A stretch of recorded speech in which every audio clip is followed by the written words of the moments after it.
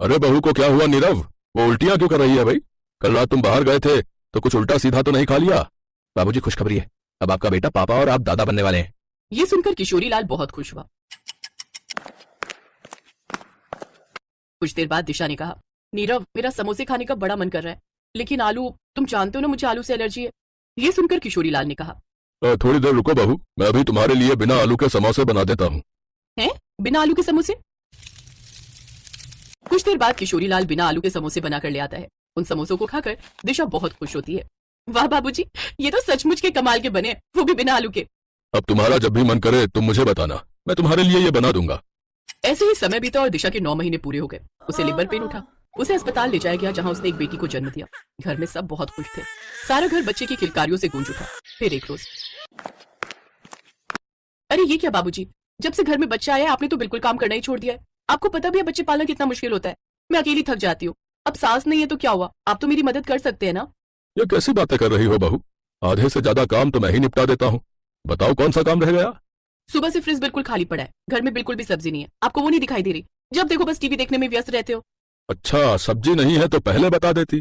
खैर कोई नहीं, मैं अभी ले आता हूँ। किशोरीलाल की बहू ने कब उसे घर के मुखिया से नौकर बना दिया उसे पता ही नहीं चला। वैसे तो पत्नी के जाने के बाद किशोरीलाल ने अकेले ही सारे घर को संभाला, लेकिन बहू के आने के बाद भी ज्यादातर काम किशोरीलाल ही करता। एक रोज किशोरीलाल को बुखार था, वो कमरे में दवाई खाकर लेटे हुए थे, तो वहीं दूसरी तरफ उनकी बहू दिशा अपने कमरे में अपनी माँ के साथ फोन पर व्यस्त थी।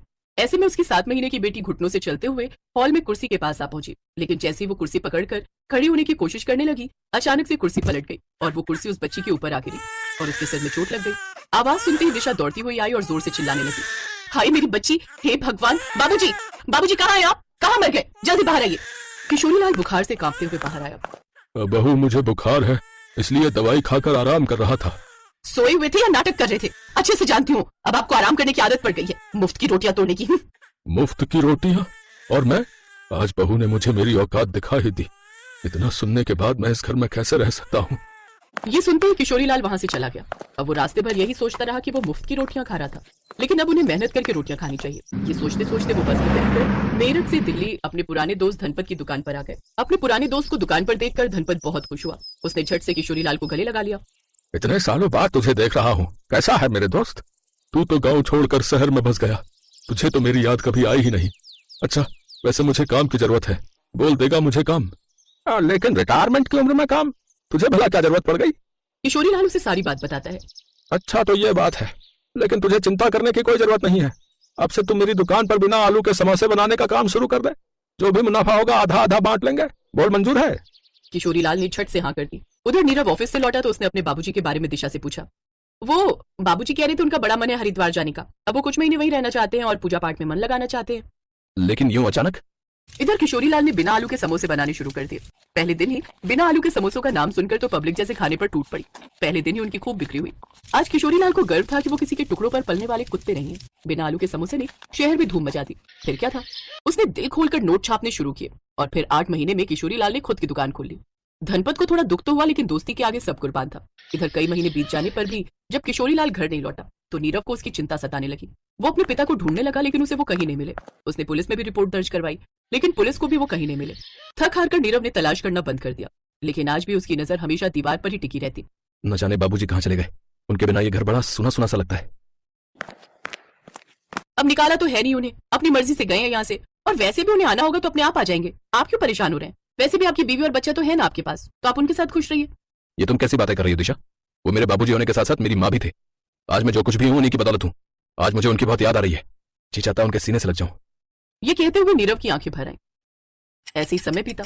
एक रोज नीरव को एक ऑफिस की मीटिंग के लिए दिल्ली जाना हुआ, जहां उसे बिना आलू के समोसों के बारे में पता चला। ये सुनकर उसे अपने पिताजी की बहुत याद आई। उसका बड़ा मन किया बिना आलू के समोसे खाने का। बस फिर क्या था, वो पहुंच गया उस दुकान पर। वहां पहुंचा तो उसने देखा काफी लंबी लाइन लगी ही थी। वो भी उस लाइन में खड़ा हो गया। जब उसका नंबर आया तो वो अपने बाबूजी को वहां देखकर चौंक गया। बाबूजी आप यहाँ? नीरव मेरे बच्चे, तू यहाँ? बाबूजी आप यहाँ? मैंने आपको कहाँ नहीं ढूंढा, पुलिस में रिपोर्ट करवाई, लेकिन आपका कोई पता नहीं चला। लेकिन आप यहाँ इस समोसे की दुकान में? ये सुनकर किशोरीलाल की आंखें भर आई। बहू ने मुझसे कहा था कि बाबूजी आपको मुफ्त की रोटियां तोड़ने की आदत पड़ गई है। भला इतनी बड़ी बात को मैं कैसे बर्दाश्त कर पाता, इसीलिए चला आया यहाँ काम की तलाश में। क्या? लेकिन उसने तो मुझसे कहा कि आप हरिद्वार गए हैं। इसका मतलब उसने मुझसे झूठ कहा, अब उसकी खैर नहीं। नीरव घर पहुंचा और उसने तलाक के कागज दिशा को देते हुए कहा, ये लो दिशा, तलाक के कागज, इन पर साइन कर दो और निकल जाओ इस घर से। ये घर मैंने बाबूजी के नाम कर दिया है। क्या तलाक? लेकिन क्यों? और बाबूजी तो। बहुत अच्छे से जानता हूँ, वो हरिद्वार नहीं गए, बल्कि इसके पीछे तुम्हारा हाथ है। अब वो मुफ्त की रोटियां नहीं खा रहे, बल्कि दिल्ली जैसे बड़े शहर में बिना आलू के समोसे बेचकर खूब नाम और शोहरत कमा रहे हैं। ये सब सुनकर दिशा हैरान रह गई और वो कांपने लगी। उसने नीरव से हाथ जोड़कर माफी मांगी। मुझे नहीं पता था मुझे इस बात की इतनी बड़ी सजा मिलेगी। मैं कहता हूँ जल्दी से तलाक के पेपर पर साइन करो। मुझे बाबूजी के पास ले चलो, मैं उनसे हाथ जोड़कर माफी मांग लूंगी। नीरव ने उसे मारने के लिए हाथ उठाया था कि किशोरीलाल ने उसका हाथ पकड़ लिया। बेटा, हमारे घर में औरतों पर हाथ नहीं उठाते, बल्कि उनकी इज्जत करते हैं। मुझे माफ कर दो बाबूजी, मुझसे गलती हो गई। आपके जाने के बाद मैंने आपकी अहमियत को समझा। अब से मैं आपको कभी कुछ काम नहीं करने दूंगी, अब आपको कहीं नहीं जाने दूंगी। किशोरीलाल ने उसे माफ कर दिया। उसने नीरव को भी दिशा को माफ करने के लिए कहा और ये कहकर किशोरीलाल वहां से जाने लगा। बाबूजी आप कहाँ जा रहे हैं? बेटा, ग्राहकों को मेरे बने हुए बिना आलू के समोसों का इंतजार होगा, मुझे जाना होगा।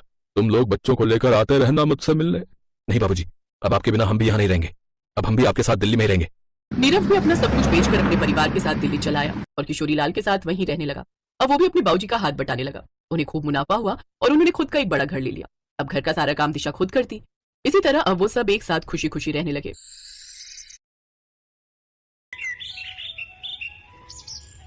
हरिहर गांव में रहने वाला गोपाल जयपुर शहर के बड़े होटल में कुक का काम करता था, लेकिन रिसेशन के चलते उसकी नौकरी चली गई और वो शहर से वापस अपने गांव आ गया। आकर वो क्या काम करे, उसे कुछ समझ नहीं आ रहा था।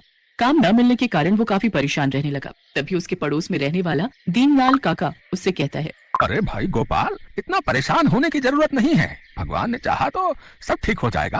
क्या ठीक हो जाएगा काका? इस गांव में कौन सा कभी कोई होटल खुलेगा जहाँ मुझे काम मिल जाएगा? मुझे तो डर है कहीं मेरी बेटी की पढ़ाई ही ना छूट जाए। अरे घबराओ नहीं, तुम्हारे पास बचत होगी ना। फिलहाल उसी से काम चलाओ और साथ ही साथ कोई काम भी ढूंढते रहो। तभी गोपाल को नई नई सलाह देते रहते थे, पर उसका ना तो कोई काम बन रहा था और ना ही किसी की कोई सलाह काम आ रही थी। बाजार से सब्जी लेकर घर आती उसकी बीवी ममता उससे पूछती है कि क्या हुआ जी, क्यों इतना परेशान बैठे हो? परेशान ना हो तो क्या करूं, कई दिनों से घर पर खाली बैठा हूं। अगर इसी तरह चलता रहा तो धीरे धीरे बचत के सारे पैसे भी खर्च हो जाएंगे। क्या आपको कुछ और काम नहीं आता जो आप कर सके?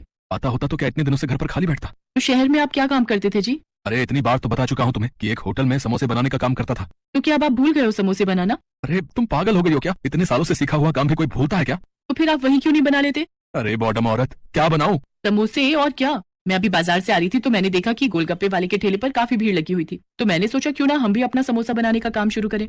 ममता की ये बात सुनकर गोपाल, जो अब तक बेमन से ममता की बात सुन रहा था, अचानक उठ खड़ा होता है और ममता से कहता है, क्या क्या कहा तुमने? जी मैं तो वो ऐसे ही, मेरे कहने का मतलब था कि आप अपना ठेला तो लगा सकते हो ना। ममता की बात सुनकर गोपाल झट से ममता को गले लगा लेता है और खुश होते हुए ममता से कहता है, अरे ये पहले क्यों नहीं बोला तुमने? ये आइडिया तो मेरे दिमाग में भी नहीं आया। आप मुझसे अपनी परेशानी बांटते ही नहीं थे, हमेशा तो अपने दोस्तों के सुझाव लेते रहते थे। अरे परेशानी में ध्यान ही नहीं रहा कि क्या कहूँ और किससे कहूँ। चलो, पर अब होगा तो वही जो तुमने कहा। बस अब तो कल से ही अपना काम शुरू कर दूंगा। वहाँ होटल में भी सबको मेरे ही हाथ के समोसे अच्छे लगते थे। और हाँ, मुझे तुम्हारी मदद की जरूरत पड़ेगी। हाँ हाँ, मैं हूँ तुम्हारे साथ हमेशा। और फिर उसी दिन शाम को गोपाल एक ठेला खरीद लाता है और अगले दिन सुबह अपने घर के बाहर ठेले पर समोसे बनाकर रख लेता है। साथ ही ममता ठेले पर चाय बनाने का काम करने लगती है।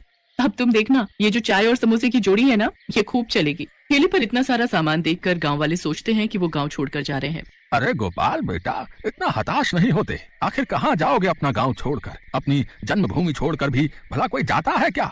हाँ गोपाल भैया, ममता बहन, हमें बिल्कुल भी अच्छा नहीं लगेगा आपके बिना। आप फिक्र मत करो, हम सब मिलकर आपके लिए कोई ना कोई काम ढूंढ निकालेंगे।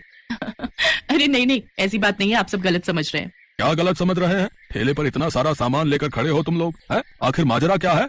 अरे सुनिए तो आप सब, ये देखिए, ये है कढ़ाई और इसमें है समोसे और साथ में बन रही है गरम गरम चाय। हाँ हाँ, पर है तो सब रसोई का सामान ही ना। आप सबको तो पता ही है ना, ये कब से घर पर खाली बैठे हैं। तो अब ये लगाएंगे समोसे का ठेला और मैं बनाऊंगी गर्मा गर्म चाय। है ना कमाल का आइडिया? ये सुनते ही सब लोग खुश हो जाते हैं। अरे वाह, अब तो मतलब हमें मजेदार समोसे खाने को मिलेंगे। जी हाँ, और वो भी शहर के कुक के हाथ के। हाँ, मैं बिल्कुल वैसे ही समोसे बनाऊंगा जैसे मैं वहाँ होटल में बनाया करता था। सब लोग उंगलियां चाटते रह जाया करते थे। चलो भाई गोपाल, हैं? अब क्या बातों से ही पेट भरोगे या अपने समोसे भी चखाओगे, हैं? हाँ हाँ, अभी लो, समोसे तो कब से तैयार है और तुम ही लोगों की बातें खत्म नहीं हो रही। और फिर सभी जोर जोर से हंसने लगते हैं। गोपाल और ममता फटाफट चाय और समोसा गर्म करके सबको देते हैं। समोसे का स्वाद सबको इतना भाता है कि सब लोग उंगलियां ही चाटते रह जाते हैं। अरे वाह गोपाल भैया, बहुत ही स्वादिष्ट समोसे हैं। ऐसे समोसे तो मैंने आज तक नहीं खाए। हाँ भाई गोपाल, बात तो है तेरे समोसे में। चल अब जल्दी से बता कि कितने पैसे हुए हम सबके। अरे नहीं नहीं काका, आज मेरे ठेले का पहला दिन है, तो पहली बार की चाय और समोसे आप सबको मेरी तरफ से फ्री। पैसे आप अगली बार से दे देना। दोनों अगले दिन फिर सुबह सुबह अपना ठेला लगाने चल पड़ते हैं। थोड़ी ही देर में अच्छी खासी भीड़ इकट्ठी हो जाती है। कोई 2 समोसे मांगता तो कोई 10 समोसे पैक करवा कर ले जाता है। कुछ दिनों में गोपाल और ममता का काम अच्छे से चलने लग जाता है और उन्हें अच्छी खासी आमदनी होने लगती है। आइए आइए, 5 रुपए का 1 समोसा पाइए। अरे आज पैसे ले रहे हो क्या? हाँ काका, अब रोज रोज तो मुफ्त नहीं दे सकते ना। गोपाल का 5 रुपए का समोसा सभी गांव वालों को बहुत भाता है और धीरे धीरे उसके समोसे की चर्चा आसपास के गांव तक भी फैल जाती है। दूर दूर से लोग आने लगते हैं। एक दिन समोसे के लिए आलू कम पड़ जाते हैं और भीड़ अच्छी खासी होती है। अरे अब क्या करें ममता, मुझे तो घबराहट हो रही है। अरे आप परेशान मत हो, मैं समोसे में कम आलू भर देती हूँ। नहीं नहीं, ये ठीक नहीं होगा, हम समोसे के लिए मना कर देते हैं। नहीं, बिल्कुल भी नहीं। अगर एक बार मना कर दिया तो फिर कोई भी मुड़कर ठेले पर वापस नहीं आएगा। गोपाल को कुछ हद तक ममता की बात सही लगती है और वो कम आलू भरने के लिए मान जाता है। वो डरते डरते सबको समोसे देता है और सोचता है कि कोई कुछ न कुछ जरूर बोलेगा, पर कोई कुछ नहीं कहता और उन सबको समोसे मिल जाते हैं। अरे ममता, ये कैसे हुआ? किसी ने भी समोसे में कम आलू की शिकायत नहीं की? ये तो मेरे हाथों का कमाल और दिमाग की चतुराई है। मतलब मैं कुछ समझा नहीं। मतलब ये देखो, मैंने समोसे का आकार छोटा कर दिया था और किसी को पता भी नहीं चला। ये देखकर गोपाल को भी लालच आ जाता है और वो कहता है, वाह, ये आइडिया तो कमाल का है। अब कल से हम ऐसे ही समोसे बनाएंगे। समोसे का आकार छोटा और दाम 7 रुपए। क्यों, क्या कहती हो? बिल्कुल सही जी। सब खाने में इतने मगन रहते हैं कि किसी को कुछ पता भी नहीं चलेगा और हमारा मुनाफा ही मुनाफा होगा। अब दोनों के मन में लालच आ जाता है और धीरे धीरे समोसे में से आलू कम होने लगते हैं। अरे भाई गोपाल, आज समोसे में आलू कम नहीं लग रहे हैं क्या? कम लग रहे हैं ना? बंसी भाई, आज थोड़ा कम आ गया होगा। अब कम ज्यादा तो होता ही रहता है, बनाते बनाते पता ही नहीं चलता। हाँ हाँ, बात तो तुम्हारी सही है। और इसी तरह उनका व्यापार बढ़ने लगता है और अगर किसी दिन कोई छोटे और कम आलू वाले समोसे की शिकायत करता भी तो अगले दिन उसे बड़ा और ज्यादा आलू वाला समोसा दिया जाता, जिससे कोई कुछ न बोले। ऐसे कई दिन तक चलता रहा। दोनों सबको बेवकूफ बनाने में लगे हुए थे। अजी सुनो, मैं क्या सोच रही थी कि जो भी हमारी बचत हो रही है उसको हम एक अलग गुल्लक में डाल देते हैं और फिर उस पर लिख देते हैं बचत। आगे जाकर हमारे घूमने फिरने के काम आएगी। बड़ा गजब का सुझाव है। मुनाफा का मुनाफा और बचत की बचत, और तो और किसी को कुछ पता भी नहीं चल रहा है। अब आप देखते जाइए, कल से हमारा और सामान बचेगा। पर वो कैसे? अब क्या चल रहा है तुम्हारे दिमाग में? कल से समोसे के लिए आटा सिर्फ मैदे का ही नहीं होगा, बल्कि उसमें हल्के किस्म का आटा और थोड़ी सूजी भी मिला देंगे। साथ ही उसमें भरने के लिए आलू कम और दूसरी चीजें ज्यादा होंगी। अरे नहीं नहीं, ये ठीक नहीं होगा। अगर किसी को पता चल गया तो? क्या आज तक तुम्हें कुछ पता चला कि मैं आटे में बहुत कुछ मिला रही हूँ? अरे मोरी मैया, क्या सच में तुम ऐसा कर रही थी? हाँ बिल्कुल, और वो भी आज से नहीं बल्कि कई दिनों से। अब दोनों के मन में सोच कर ही लड्डू फूट रहे थे कि मुनाफा उनका दुगना होने जा रहा था। कई महीनों तक यही सब चलता रहा। एक दिन की बात है, उनकी बेटी खुशी स्कूल से आते ही बेहोश हो गई। गोपाल ने देखा तो उसका शरीर बहुत गर्म था, उसे काफी तेज बुखार था। ममता और गोपाल भागकर उसे डॉक्टर के पास ले गए, पर उनकी बेटी को कोई आराम नहीं मिला। वो एक डॉक्टर से दूसरे डॉक्टर के पास भागते रहे। इसी कारण उनका ठेला भी काफी दिन तक बंद रहा और नौबत यहाँ तक आ गई कि उन्हें अपनी बचत वाली गुल्लक भी फोड़नी पड़ी। उसका भी सारा पैसा खर्च हो गया। फिर धीरे धीरे खुशी ठीक होने लगी। खुशी के घर आने के बाद उन्होंने अपने पैसे जोड़े तो उनके पास बस इतना ही बचा था कि उनका 1 हफ्ते का राशन पानी चल सके। इसके बाद गोपाल को अपनी गलती का एहसास होता है और वो ममता से कहता है, देखा ममता, हमारी गलती की सजा हमारी बेटी को भुगतनी पड़ी। बेईमानी से कमाया हुआ पैसा जिस पर हमने बचत लिखा हुआ था वो तो खर्च हुआ ही हुआ, साथ ही इतने दिनों तक जो हमारा ठेला बंद रहा उसका नुकसान अलग। जी आप बिल्कुल सही कह रहे हो, ये हमारी गलती का ही नतीजा है। अब उन दोनों को अपने द्वारा की गई बेईमानी का सबक मिल चुका था और अगले ही दिन से वो वापस पहले की ही तरह ईमानदारी से समोसे बनाने लगे।